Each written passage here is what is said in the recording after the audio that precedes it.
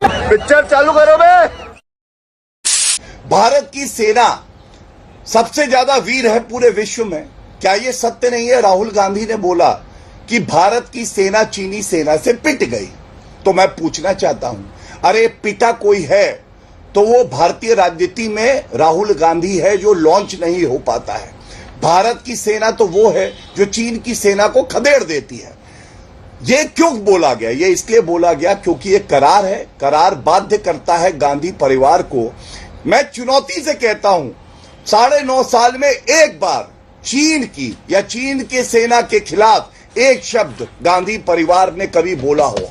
और हमारी सेना वीरता से लड़ पा रही है क्योंकि नरेंद्र मोदी जी ने उनको खुला हाथ दे रखा है, खुली छूट दे रखी है। दूसरी बात, आप मुझे बताइए, सत्य नहीं है अपने देश के प्रधानमंत्री को सरेंडर मोदी कह देना? क्या देश का प्रधानमंत्री सरेंडर करेगा और देश चल जाएगा? आप सोचिए कितनी शर्मसार करने वाली बात है। नेहरू जी हैं हिंदी चीनी भाई भाई कहने वाले, और उनका पत्र है जिस पत्र में उन्होंने लिखा यूनाइटेड नेशन सिक्योरिटी काउंसिल की सीट भारत नहीं लेगा क्योंकि चीन को जगह नहीं मिली। और इस G20 समिट में, मैं अपनी बात पूरी कर लूं, आधा मिनट और लूंगा।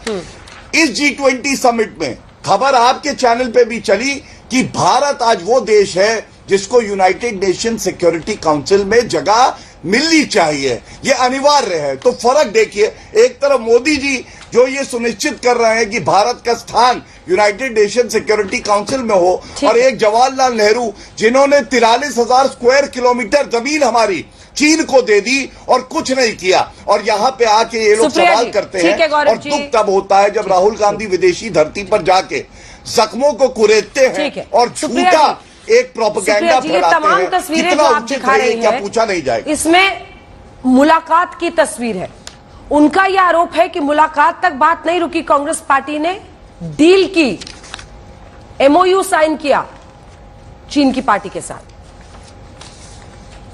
सुप्रिया जी, वो झूठे हैं और उनका झूठ अभी 10 सेकंड पहले आप ही की रिसर्च टीम ने पकड़ लिया कि बीजेपी ने स्टेज किया था वॉकआउट। मैंने तो तथ्य कहा था, सच को छुपाया नहीं जा सकता। मुझे झूठा साबित करने तो आप खुद ही झूठे साबित हो गए। मैं उनकी तो शर्मा से चुप हो जाती, लेकिन ये साहब की तो बात ही अलग है। बीच में मत बोलिए प्लीज, बीच में मत बोलिए, बीच में फिर मैं बोलने नहीं दूंगी। ये जो तस्वीर है ना अंजना जी, ये जरूरी तस्वीर है। ये नरेंद्र मोदी जी लाल शर्ट पहनकर बाली में खड़े हैं। ये जरूरी इसलिए है क्योंकि 2020 में 20 जाबाजों की शहादत के बाद शी जिनपिंग से मोदी जी की पहली मुलाकात थी और देश को लग रहा था कि वो तल्ख तेवर में उनको बोलेंगे आपकी हिम्मत कैसे हुई ये करने की। नरेंद्र मोदी जी तो इसमें हाथ मिला रहे हैं, लाल शर्ट पहन के गलबैया कर रहे हैं। वो तो अपने खाने की थाली छोड़कर आ गए थे। फिर पता चला कि जोहानिसबर्ग में भी मिले थे। तो यथावत स्थिति क्यों नहीं बदल रही? चीन के साथ $100 बिलियन का ट्रेड घाटा क्यों कर लेते हैं? और एक दो फोटो मैं भी दिखा देती हूँ, फोटो दिखाने का बड़ा शौक है। ये कौन सी ट्रेनिंग करने के लिए आप चीन जाते हैं, जरा हमें समझाइए। आपके लोग चीन क्यों जाते हैं? और चीन से रिश्वत, अब मेरा मुंह मत खुलवाइए, लेकिन खुलवा ही दिया है तो सुन भी लीजिए। क्या है चीन से रिश्वत? प्राइम मिनिस्टर फंड में चीनी कंपनियों ने पैसा दिया। पूछा गया कौन सी चीनी कंपनियां हैं तो बताया नहीं जाएगा।